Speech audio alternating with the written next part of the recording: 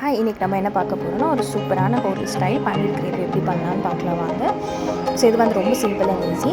So நாங்கள் வந்து ஒரு பவுலில் 1 ஃபுல் பேக்கெட் பன்னீர் வந்து க்யூப்ஸாக கட் பண்ணி வச்சுருக்கேன். ஸோ இதில் வந்து நம்ம கொஞ்சமாக ஃபஸ்ட்டு மஞ்சள், அதுக்கப்புறம் மிளகாத்தூள், அதுக்கப்புறம் தேவையான உப்பு, பெப்பர், இது 3 ஆட் பண்ணி இதை வந்து நல்லா மிக்ஸ் பண்ணி ஒரு 5 to 10 minutes ஒரு சைடில் நல்லா ஊற வச்சுருக்கேன்.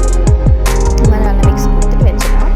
ஸோ இப்போ அது வந்து நல்லா ஊறிட்டு அதுக்குள்ளே நம்ம வந்து ஒரு பேனில் கொஞ்சமாக ஆயில் ஊற்றி நம்ம மிக்ஸ் பண்ணி வச்சுருக்கோம் இல்லையா, அந்த பன்னீர் மசாலா போட்டு அதை வந்துட்டு நல்லா ஃப்ரை பண்ணி எடுக்க போகிறேன். ஸோ பன்னீர் வந்து யூஸ்வலி நம்ம ஃப்ரை பண்ணும்போது கீழே அடி பிடிக்கும், அது சொல்லி நோ ப்ராப்ளம்.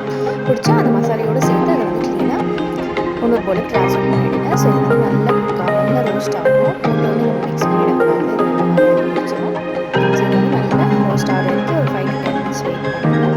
ஸோ இது நல்லா இந்த மாதிரி ரோஸ்ட் ஆன பிறகு மசாலா கீழே ஒட்டி மசாலாலாம் க்ளீனாக எடுத்துகிட்டு இதை வந்து ஒரு தனியாக ஒரு பவுலில் மாற்றிக்கலாம்.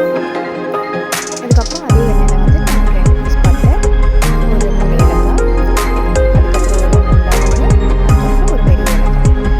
இதில் கொஞ்சமாக சீரகம், ஒரு ஸ்பூன் அளவுக்கு சீரகம் ஆட் பண்ணி அது நல்லா பொரிஞ்சு வரணும். ஒரு 2 வெங்காயம் வந்து நான் வந்து நல்லா பொடியாக நறுக்கி வச்சுருக்கேன். ஸோ அதை வந்து ஆட் பண்ணணும். ஸோ இதுக்கு கீழே வந்துட்டு ஆனியன் ரொம்ப ப்ரௌன் ஆகிறதுனால இந்த கன்சிஸ்டன்சியில் இருக்கணும்.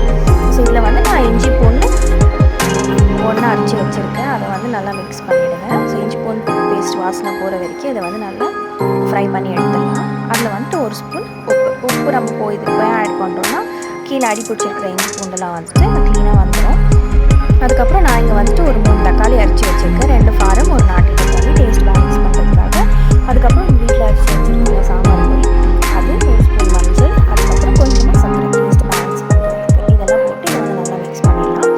இப்போ நான் இதில் வந்துட்டு ஒரு 2 ஸ்பூன் நல்ல கட்டியான தயிர் ஆட் பண்ணணும். ஸோ தயிர் வந்துட்டு சூப்பரான ஃப்ளேவர் கொடுக்கும், அதுக்கப்புறம் நல்ல ஒரு கலர் கொடுக்கும். ஸோ இந்த மாதிரி நல்ல ஒரு கெட்டியான தயிரை ஆட் பண்ணி இதை வந்து நல்லா ஒரு மிக்ஸ் கொடுத்துட்டு எந்த லம்ஸும் இல்லாமல் அதை நல்லா மிக்ஸ் பண்ணிவிடுங்க. அதுக்கப்புறம் கொஞ்சமாக தண்ணி ஊற்றி இதை ஒரு 2 to 3 minutes நல்லா எண்ணெய் விடுற வரைக்கும் நல்லா குக் பண்ணணும். பாருங்கள், கலர் சூப்பராக இருக்குது.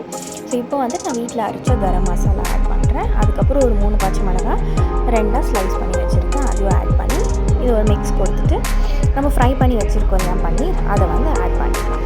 ஸோ பன்னீர் வந்து ஆட் பண்ணி ரொம்ப நேரம் குக் பண்ணக்கூடாது, ஒரு 2 to 3 minutes குக் பண்ணால் போதும். ஏன்னா அது ஆல்ரெடி நம்ம குக் பண்ணி வச்சுருக்கோம், ரொம்ப ஹார்ட் ஆகிடும்.